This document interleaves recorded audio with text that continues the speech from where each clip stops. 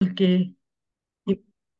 Emmanuel পৃথিবীর বিভিন্ন প্রান্ত থেকে প্রযুক্তির মধ্য দিয়ে মিলিত হয়ে সত্যে এবং আত্মায় প্রভুর ভজনা করার এই অপূর্ব সুযোগের জন্য ঈশ্বরকে ধন্যবাদ এবং কৃতজ্ঞতা জানাই।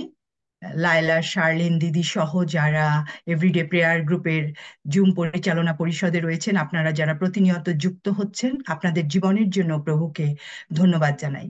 প্রথমেই বলা হয়েছে আমি টরন্টো থেকে যুক্ত হয়েছি। আমি একজন মা, আমার দুটি সন্তান রয়েছে এবং প্রভু যিশুকে আমি আমার জীবনের ত্রাণকর্তা হিসেবে গ্রহণ করেছি। এটি আমার পরিচয় যে প্রভু যিশু আমার ত্রাণকর্তা, তিনি আমার জীবনের এবং আমার পরিবারের প্রভু, এবং আমি তার পক্ষের একজন অতি নগণ্য সেবিকা।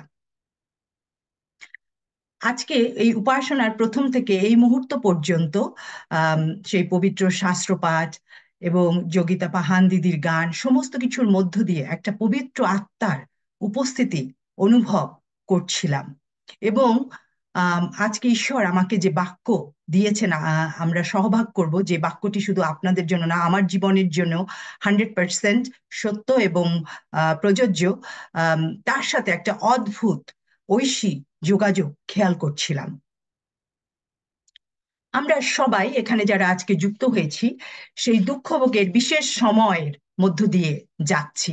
অনেকেই আমরা উপবাস করছি, বিশেষ ধ্যান, প্রার্থনা এবং বাক্যপাঠে সময় কাটাচ্ছি।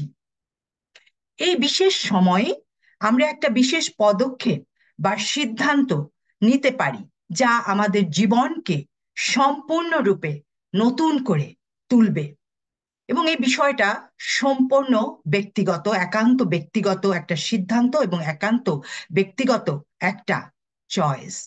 সেটি হলো খ্রিস্টে নব জীবন, নিউ লাইফ ইন ক্রাইস্ট। প্রযুক্তির মহা উৎকর্ষতার সময়ে দাঁড়িয়ে আমরা অনেক শব্দ বা শুনি বা ব্যবহার করি, রিস্টার্ট, রিওপেন, রিনিউ, রিফ্রেশ। ঠিক তেমনি ভাবে খ্রিস্টে নবজীবন যাপনের সিদ্ধান্ত। যেমন করে একটা কুৎসিত শুঁয়োপোকা সেই শুঁয়োপোকা থেকে একটা নতুন প্রজাপতিতে রূপান্তরিত হয়। প্রথমে শুঁয়োপোকাটা দেখলে মনে হবে না যে এটার থেকে একটা সুন্দর একটা প্রজাপতির জন্ম হতে পারে।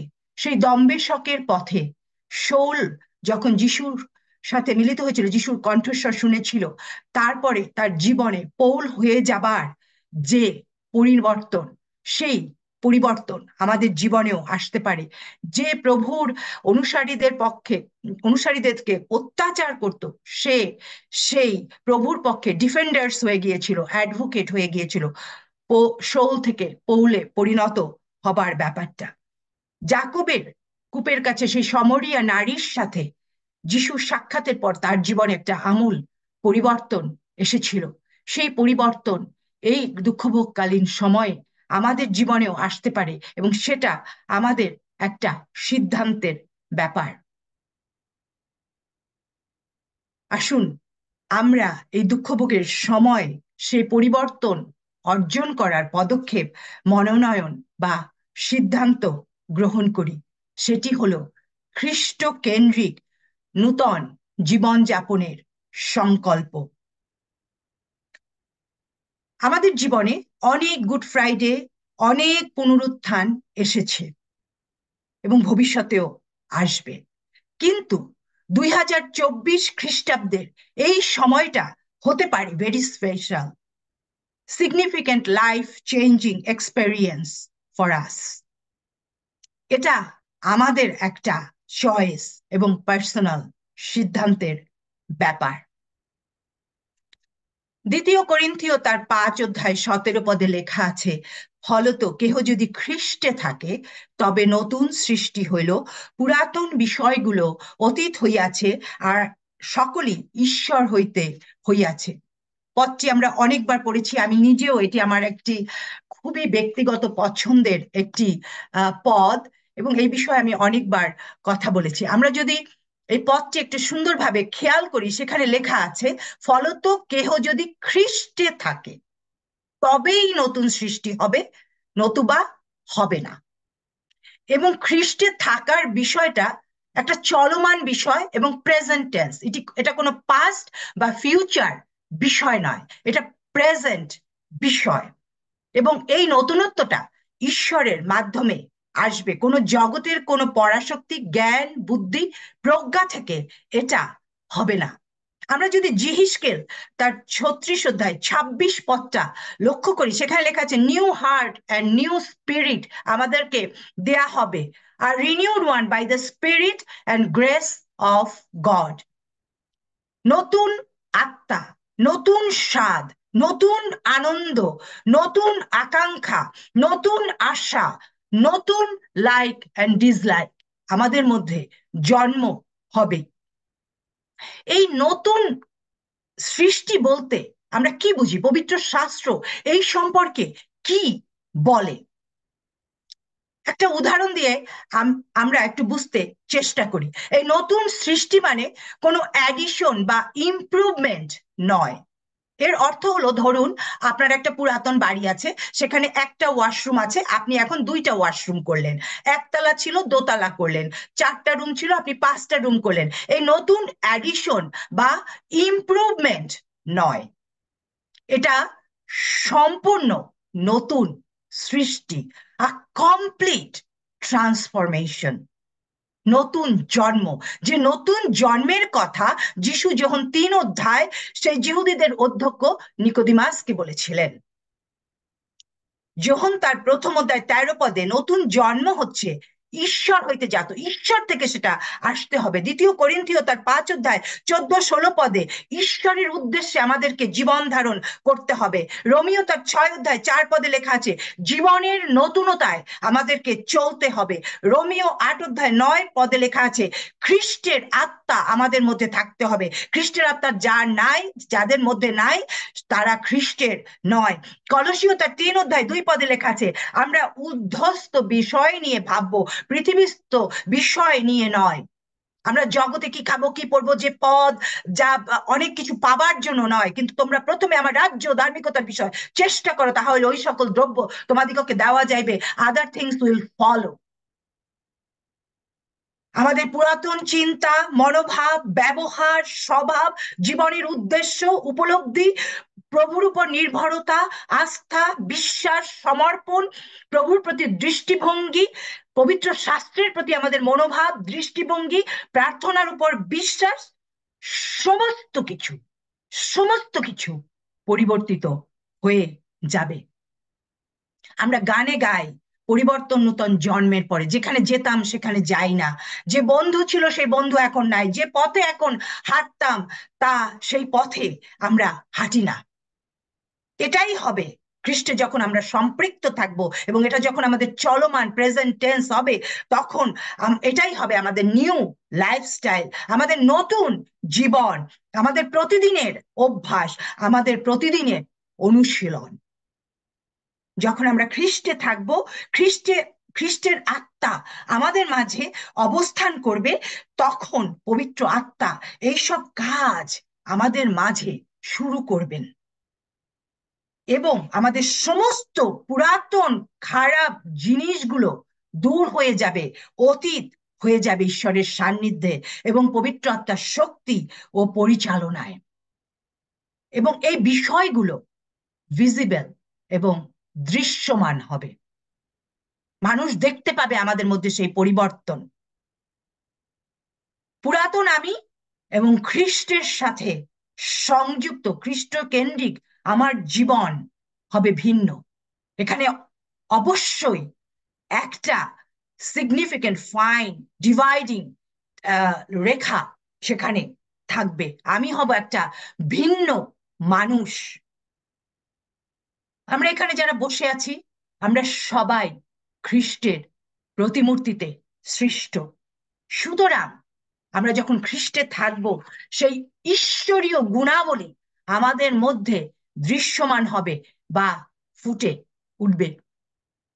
আমরা এই খ্রিস্টের পক্ষে সুগন্ধ ছড়াতে শুরু করব, প্রভুর পক্ষে আয়না হয়ে যাব, দীপ্তি হব, লবণ হব, পত্র হয়ে যাব আমরা।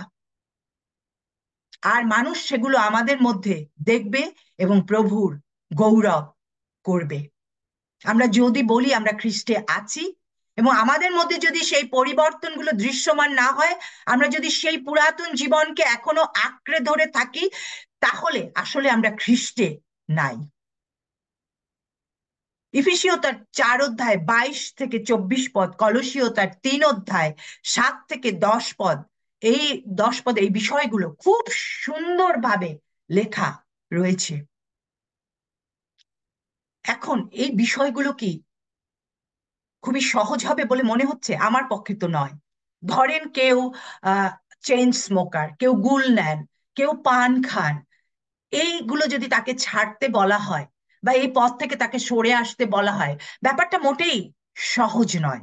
কঠিন মনোভাবের দরকার হয়। হয়তো 2-1 দিন ছাড়বে, 3 দিনের দিন আবার খাবার শুরু হয়ে যায়। আপনি মনে করুন যে 31শে ডিসেম্বর, 1 তারিখের আগে, 2024 খ্রিস্টাব্দে 1লা জানুয়ারির আগে আমরা অনেক কিছু প্রতিজ্ঞা করেছিলাম। হাউ মেনি অফ আস আমরা সেই বিষয়ে এখন করছি? নাকি 2-3 দিন করেছি, এখন হয়তো সেখান থেকে আমরা সরে গিয়েছি? সুতরাং এটা আমরা মনোনয়ন নেই যদি, ঈশ্বরে যদি আমরা থাকি, তবে এটা ঈশ্বরের সান্নিধ্যে অবশ্যই সম্ভব, পবিত্র আত্মার পরিচালনায় অবশ্যই সম্ভব। আমরা যতক্ষণ পর্যন্ত সেই দ্রাক্ষা লতার সাথে সংযুক্ত থাকব, তখন সেই দ্রাক্ষা লতা থেকে আমাদের সেই নিউট্রিয়েন্টস বা যা প্রয়োজনীয় যোগান, পবিত্র আত্মার পরিচালনা আমাদের আসবে। যখনই আমরা বিচ্ছিন্ন হয়ে যাব, তখনই আমরা কিন্তু সরে যাব, তখনই আমরা সেখান থেকে আর পারবো না সেটা কন্টিনিউ করতে। ইফিসীয় তার 2 অধ্যায় 13 পদে লেখা আছে, যিশুর রক্ত দ্বারা দূরীকৃত আমরা তার নিকটবর্তী হয়েছি। 29 তারিখে আমরা সেই যিশুর সেই ক্রুশীয় মৃত্যু পর্ব পালন করব। সেই ক্রুশের উপরে আমার এবং আপনার সেই পাপের মুক্তির মূল্য পরিশোধ করা হয়েছে। সেই পাপের মুক্তির মূল্যে আমরা বিশ্বাস করে, তার পুনরুত্থানে বিশ্বাস করে, তার অনুগ্রহে আমরা এখানে যারা বসেছি, আমরা সবাই সেই পরিত্রাণ লাভ করেছি। সেই রক্ত ঈশ্বরের সাথে যে আমাদের সম্পর্ক দূর হয়েছিল, সেটি আবার পুনঃস্থাপন করেছে। এখন প্রশ্ন হলো, এখানে আমরা আজকে যারা বসে আছি, আমরা কি প্রস্তুত সেই নতুন সম্পর্ক গড়তে, পরিত্রাণের আনন্দ নতুন করে পেতে, নতুন পদযাত্রা শুরু করতে? আসুন আজকে আমরা আমাদের নিজেদেরকে আমরা পরীক্ষা করি। আমরা একটা বিশেষ সময়ের মধ্যে দিয়ে যাচ্ছি। প্রভু আমাদেরকে এই সুযোগ আমাদের জীবনে দিয়েছেন। আমরা আমাদের নিজেদের অন্তঃকরণকে পরীক্ষা করি। গীতসংগীতার 51 অধ্যায় 12 পদে সে দাউদ বলেছিলেন, তোমার পরিত্রাণের আনন্দ আমাকে পুনরায় দাও, ইচ্ছুক আত্মা দ্বারা আমাকে ধরিয়া রাখো। তিনি যখন সেই বৎসেবার সাথে সেই খারাপ কাজ করেছিলেন, যখন নাথন ভাববাদী তার কাছে এসেছিল, যখন তিনি সেই রিপেন্টেড হয়েছিলেন, অনুতপ্ত হয়েছিলেন, তখন তিনি এই 51 গীতটি রচনা করেছিলেন। আমরাও পরিত্রাণ পেয়েছি, অবগাহন নিয়েছি, কিন্তু আমরাও অনেক সময় জগতের অনেক কিছুর কারণে, মানসিক অভিলাষ, চক্ষের অভিলাষ, অনেক কিছুর কারণে আমরা প্রভু থেকে বিচ্ছিন্ন হয়ে যাই। দাউদের মতো আজকে আমার আপনার সেই কথা হোক, তোমার পরিত্রাণের আনন্দ আমাকে পুনরায় দাও, ইচ্ছুক আত্মা দ্বারা আমাকে ধরিয়ে রাখো। প্রভু, এই আমি আরেকটি বার আমরা সেই সংযুক্ত জীবন, তোমাতে সংযুক্ত জীবন যাপন করতে চাই। গত গুড ফ্রাইডে থেকে আজকের এই বছরের গুড ফ্রাইডে পর্যন্ত আসলে আমরা একটু খতিয়ে দেখি, সেখানে কি কি খারাপ জিনিস ছিল, ঈশ্বরের দৃষ্টিতে অগ্রহণযোগ্য এমন কি ছিল, যা আমাদের সেই নতুন সৃষ্টির পরিপূর্ণতায় পূর্ণ হতে আমাদেরকে বাধার সৃষ্টি করেছে, আমাদেরকে দেয়নি সেই নতুন সৃষ্টি পরিপূর্ণভাবে হয়ে জীবন যাপন করতে। সময় ফুরিয়ে যাবার আগে আমরা ফিরে আসি, নিজেদের পরিবর্তনের পদক্ষেপ গ্রহণ করি, এবং বাকিটা ঈশ্বরের উপরে আমরা সেই ছেড়ে দেই। যখন আমরা খ্রিস্টে জীবন যাপন করি, তখন আমরা 7টা বেনিফিট লাভ করি। এই বেনিফিট গুলো পুরোপুরি ফ্রি।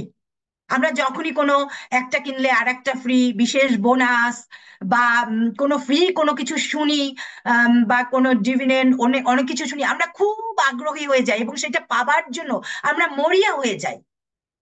আমরা যখন খ্রিস্টে জীবনযাপন করি, 7টি ফ্রি বেনিফিট আমরা অর্জন করি, আমরা যোগ্যতা অর্জন করি, লাভ করি।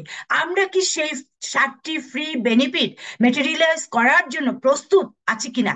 আজকে দিদি প্রথমে যে বাইবেলের পদটি তিনি পড়েছিলেন, সেখানে আপনি খেয়াল করবেন, সেই রেবেকা বিশ্বাস যদি 91 গীত তিনি পড়েছিলেন, সদাপ্রভুতে যদি আমরা আসক্ত থাকি, তিনি এখানে 8টা জিনিসের কথা বলেছেন: বাঁচাবো, উচ্চ স্থাপন করব, উত্তর দেব, তার সাথে থাকবো, উদ্ধার করব, গৌরবান্বিত করব, দীর্ঘ আয়ু দেব, পরিত্রাণ দেখাবো, সেখানে বলা হয়েছে।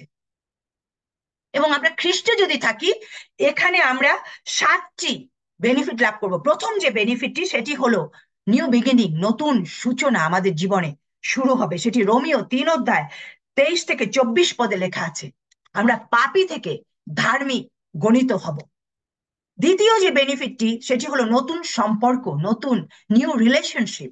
ইফিসীয় তার 2 অধ্যায় 13 পদে লেখা আছে, খ্রিস্টে থেকে দূরে ছিলাম, এখন নিকটবর্তী হয়েছি। ভাঙা সম্পর্ক জোড়া লেগেছে, পুনঃস্থাপিত হয়েছে, বিচ্ছেদের বৃদ্ধি ভেঙে গেছে। যিশুর মাধ্যমে আমরা সেই সন্ধি আবার লাভ করেছি। আদম হাওয়া যখন ফল খায় নাই, তখন তারা সেই এদেন উদ্যানে ঈশ্বরের সাথে গমনাগমন করতো, ঈশ্বরের তারা নিকটবর্তী ছিল। যখন তারা সেই ফল খেলো, তাদের এদেন উদ্যান থেকে বের করে দেওয়া হলো, দূরে চলে গেছিল। আবার প্রভু যীশু খ্রিস্টের মধ্য দিয়ে সেই সন্ধি স্থাপিত হয়েছে, নতুন রিলেশনশিপ, নতুন পরিচয়। 3 নাম্বার, নিউ আইডেন্টিটি, যেটি প্রথম পিতর 2 অধ্যায় 9 থেকে 10 পদে লেখা আছে। আমরা মনোনীত বংশের একজন হয়ে যাই, আমরা প্রজা হয়ে যাই। চতুর্থ যেটি, নতুন পজিশন আমরা লাভ করি, যেটি ইফিসীয় 2 অধ্যায় 6 পদে লেখা আছে। আমাদের সিট পরিবর্তন হয়। আপনারা জানেন যে কোনো বিশেষ অনুষ্ঠানে বিশেষ অতিথির জন্য সংরক্ষিত আসন থাকে। প্রভু যীশু খ্রিস্টের, ঈশ্বরের সেই সংরক্ষিত আসনে বসার অধিকার আমরা লাভ করি। আমরা নতুন পজিশন আমরা পাই, স্বর্গীয় স্থানে যাবার অধিকার আমরা লাভ করি। পঞ্চম যে বেনিফিটটা আমরা পাই, নতুন শক্তি বা ক্ষমতা, নিউ পাওয়ার। আমাদের এম্পাওয়ারমেন্ট হয়, যেটি প্রেরিত 1 অধ্যায় 8 পদে লেখা আছে। সমগ্র জগতে ঈশ্বরের সাক্ষী হবার জন্য আমাদেরকে সেই ক্ষমতা দেয়া হয়, বা ক্ষমতায়ন করা হয়। যখন সেই পবিত্র আত্মা পিতরদের উপর নেমে আসলো সেই বদ্ধ ঘরে, দেখেন তারা কত পাওয়ারফুল হয়ে গিয়েছিল।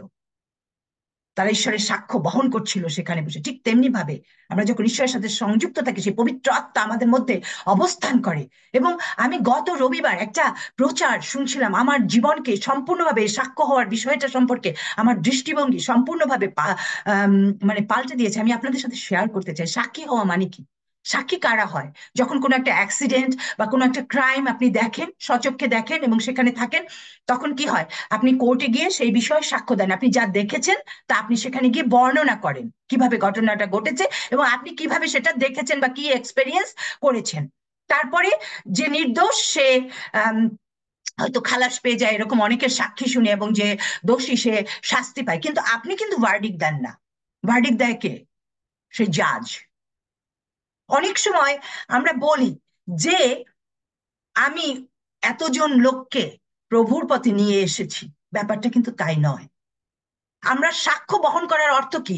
প্রভুতে থাকার কারণে আমি যে আনন্দ পেয়েছি, প্রভু আমার জন্য কি করেছেন, আমার জীবনে কি পরিবর্তন এনেছেন, আমি কি শান্তি পেয়েছি, আমি কি অনন্ত আশ্বাসের মধ্যে বসবাস করছি, আমার জীবনে যে কি অনন্ত প্রত্যাশা এসেছে, আমার জীবনে যে হোপ এসেছে, মৃত্যু আমার জীবনের শেষ কথা নয়, সেইগুলো আমরা মানুষকে বলবো, সেই সুসংবাদের কথা।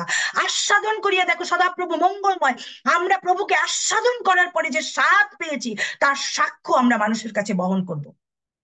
কনভার্ট করার দায়িত্ব পবিত্র আত্মার, কনভার্ট করার দায়িত্ব একমাত্র প্রভু যীশু খ্রিস্টের মধ্য দিয়ে হবে। আমি আপনি তা করতে পারবো না। আমরা যদি বলে থাকি আমি এতজনকে প্রভুর পথে নিয়ে আসছি, সাক্ষ্য দিয়েছি, খ্রিস্টিয়ান করেছি, সম্পূর্ণ রং, সম্পূর্ণ রং। সুতরাং আমরা যখন খ্রিস্টে থাকি, আমরা সেই সাক্ষ্য দেবার জন্য, সত্য সাক্ষ্য দেবার পক্ষে, খ্রিস্ট নির্দেশিত সাক্ষ্য দেবার জন্য আমরা সেই ক্ষমতায়ন আমাদের হয়।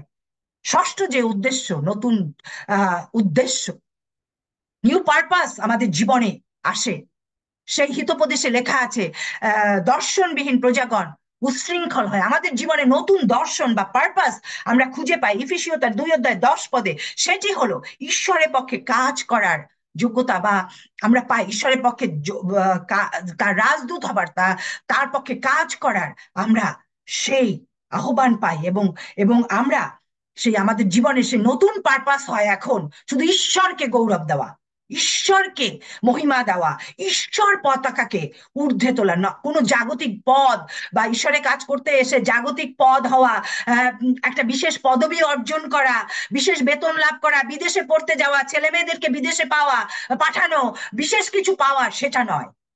কিন্তু তার রাজ্য ও ধার্মিকতার পক্ষে কাজ করার এই নতুন পারপাস আমাদের জীবনের আসে।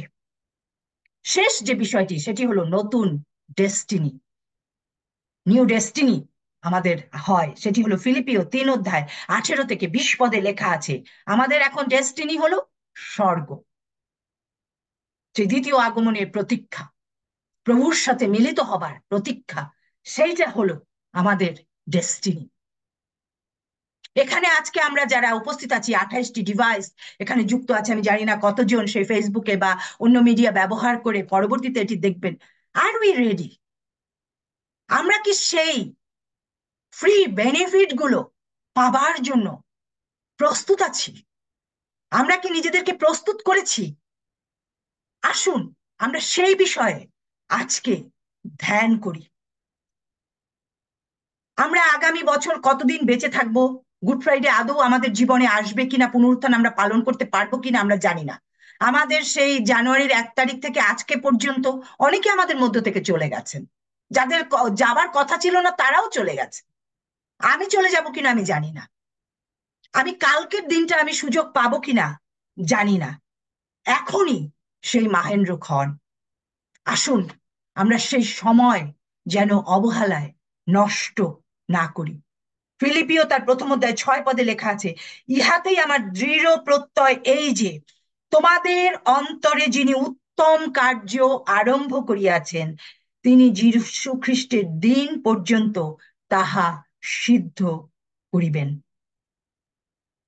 কিন্তু কিভাবে সিদ্ধ করবেন? আমরা যদি খ্রিস্টে জীবন যাপন না করি, আমরা যদি খ্রিস্টের উপর সমর্পিত জীবন যাপন না করি, তাতে সংযুক্ত না থাকি, প্রভু তো আমার মধ্যে কাজ করতে পারেন না। আমরা এই বিশেষ সময় প্রভুর হস্তে আমাদের জীবনকে আসুন উৎসর্গ করি। আমরা মাটি হই, তিনি কুমোর, আমাদেরকে গড়বার সুযোগ প্রভুকে এই মুহূর্তে দান করি। With God all things are possible, যেটি মথি 19 অধ্যায় 26 লেখা আছে, তাহা মনুষ্যের অসাধ্য বটে কিন্তু ঈশ্বরে সকলই সাধ্য। লুক তার 18 অধ্যায় 27, মার্ক 10 অধ্যায় 27 একই বিষয় লেখা আছে। আমরা হয়তো ভাবতে পারি এটা সম্ভব নয়, আমার জীবনে সম্ভব নয়। সম্ভব। একবার আমরা প্রভুতে নির্ভর করে দেখি, একবার আমরা প্রভুর উপর জীবন যাপন করে দেখি, একবার আমরা সেই আস্বাদ গ্রহণ করে দেখি, প্রভু আমাদেরকে করবেন। আজকে আমরা যারা এখানে উপস্থিত আছি, আমরা কেন এখানে এসেছি? আপনারা কি কোনো বিশেষ ব্যক্তির কথা চিন্তা করে এসেছেন, কাউকে কথা দিয়েছেন সেই জন্য এসেছেন, বা কারো বিশেষ প্রচার শুনতে এসেছেন? নিজেদেরকে চিন্তা করে দেখি। জুম, চার্চ, পাওয়ারফুল প্রিচিং বা মেসেজ আমাদেরকে সেভ করতে পারবে না। যিশু বলেছেন, আমি পথ সত্য ও জীবন, আমা দিয়া না আসিলে কেহ পিতার বাটিতে যাইতে পারবে না। আসুন আমরা আমাদের ফোকাস আমরা প্রভুতে দেই, প্রভুতে দেই। কারো সাক্ষ্য, কারো ইন্সপায়ার করতে পারে আমাদেরকে, মোটিভেট করতে পারে আমাদেরকে আমাদেরকে কিন্তু আমরা যতক্ষণ পর্যন্ত প্রভুকে আমাদের জীবন না দেব, আমাদের জীবনের উদ্দেশ্য, আমাদের জীবনের সবকিছু প্রভু না হবে, খ্রিস্টে আমরা জীবন যাপন না করব, ততক্ষণ পর্যন্ত আমাদের জীবন পরিবর্তিত হবে না। সুতরাং আসুন আমরা সেই বিষয়ে চিন্তা করি। আগামী মাস, এপ্রিল মাস, 14ই এপ্রিল আমরা সেই পহেলা বৈশাখ পালন করব আবার। আবার আমরা অনেক পুরাতন জরা জীর্ণতা ত্যাগ করে নতুন ভাবে করব। হয়তো 14ই এপ্রিল পর্যন্ত আমি বেঁচে থাকবো কিনা আমি জানি না, বাট আসুন আমরা এই সুযোগটা গ্রহণ করি আজকে, এই মুহূর্তে। আমরা প্রভুর কাছে আমরা আমাদের জীবনকে উৎসর্গ করি, তার সাথে আমরা সংযুক্ত হই। আমরা সে গান গাই, আধারে ঘেরা দুঃখেতে ভরা জীবন ছিল মোর, আমার জীবনে প্রভুর আগমনে রাত্রি হলো ভোর। প্রভু আমার আপনার জীবনে আসুক এবং আমরা আমাদের জীবন দ্বারা প্রভুর গৌরব করি। ইম্মানুয়েল। ধন্যবাদ সবাইকে।